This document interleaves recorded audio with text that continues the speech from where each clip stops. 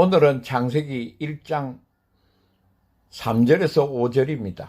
첫째 날 창조입니다. 빛이 있으라는 말씀으로 생각해 보겠습니다. 창세기 1장 1절에서 2절은 천지 창조의 선언적 서언과 창조 이전의 상태를 말씀하고 있습니다. 창세기 1장 1절에서 하나님께서 태초에 하늘들과 땅을 창조하셨다고 합니다. 이어서 창세기 1장 2절에서 그 땅에 대해서 말씀하시면서 혼돈하고 공허하며 흑암이 깊음 위에 있었다고 합니다. 그러면서 하나님의 영은 수면 위에 운행하시니라고 했습니다. 이제 창세기 1장 3절에서 5절에서 첫째 날 창조에 대해서 말씀하고 있습니다. 창세기 1장 3절에 하나님이 이르시되 빛이 있으라 하시니 빛이 있었고 라고 합니다. 창세기 1장 3절을 시작하면서 하나님이라고 합니다. 이것은 창세기 1장 1절에 태초의 하나님, 1장 2절에 하나님의 영이라고 했던 그 하나님을 1장 3절에서 다시 강조하고 있습니다. 창조의 주체가 바로 전능하신 하나님, 위대하신 하나님을 강조하고 있습니다. 그 하나님이 빛이 있으라 하시니 빛이 있었고 라고 합니다. 여기서 빛이 무엇이냐에 대하여 다양한 견해가 있습니다. 그러나 빛이 초점이 아니라 빛을 창조하신 하나님을 강조합니다. 그리고 빛을 창조하신 하나님은 그 빛을 보셨다라고 합니다. 그 빛이 하나님 보시기에 좋았다라는 것입니다. 그런데 특이한 것은 창세기 1장 3절만이 그 목적어를 갖고 있다라는 사실입니다. 하나님이 그 빛을 창조하심으로 보시기에 좋았더라고 합니다. 모든 최종적인 평가는 하나님에 의해서 내려지면서 보시기에 좋았다라고 합니다. 그러면서 하나님이 빛과 어두움을 나누었다라는 것입니다. 하나님께서는 빛을 창조하심으로 그 빛을 어두움으로부터 분리하셨습니다. 그래서 빛과 어두움을 나누어지게 했습니다. 창세기 1장에서는 3번의 분리를 말씀하고 있습니다. 서로 섞이지 않게 엄격하게 구분이 이루어졌습니다. 그러면서 창세기 1장 5절에 하나님이 빛을 낮이라 부르시고 어두움을 밤이라 부르시라고 합니다.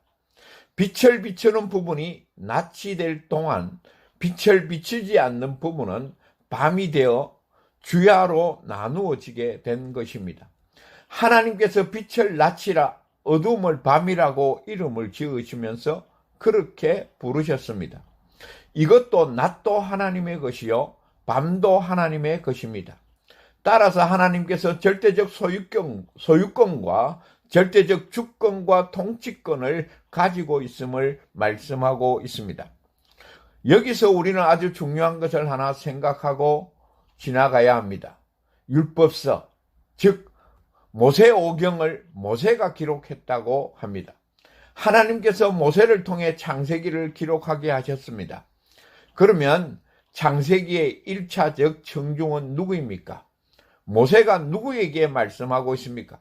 바로 출애굽한 이스라엘 백성들입니다. 시내산 아래에 있는 이스라엘 백성들입니다. 그 당시 애굽은 태양신의 나라였습니다. 태양신 라가 애굽에서 가장 오래되고 근본적인 신이었습니다. 태양신 라의 빛이 애굽을 보호하고 있다고 생각했습니다. 그러나 모세는 창세기를 통해 태양의 신 라가 최고의 신이 아니라 빛을 만드신 하나님이 최고의 신이라는 것입니다. 그러니 태양신 라가 경배의 대상이 되는 것이 아니라 빛을 창조하신 하나님만이 경배해야 된다는 것입니다. 그 이유가 무엇입니까? 창조주 하나님께서 빛과 어두움을 나누셨기 때문입니다. 빛을 낮이라 칭하시고 어두움을 밤이라 칭하셨기 때문에 그렇습니다. 하나님께서는 지상의 절대적 권위를 가지고 선택과 구별을 하셨습니다. 하나님께서 애국과 그 주변의 가나안 족속들과 출애굽한 이스라엘 백성들을 친히 나누셨습니다. 출애굽한 이스라엘 백성들을 빛으로 삼으셨습니다. 그러므로 빛과 어둠, 낮과 밤은 절대로 함께 할 수 없습니다. 출애굽한 이스라엘 백성들을 애국과 그 주변의 이방인들과 다르게 살아야 합니다. 빛이 있으라 하시고 빛과 어둠을 나누셨기 때문입니다. 세상과 구별되는 하나님의 백성들이 되어야 합니다. 나눔, 즉 구별이 핵심입니다. 오늘은 창세기 1장 3절에서 5절의 첫째 날의 창조에 대해서 살펴보았습니다. 감사합니다.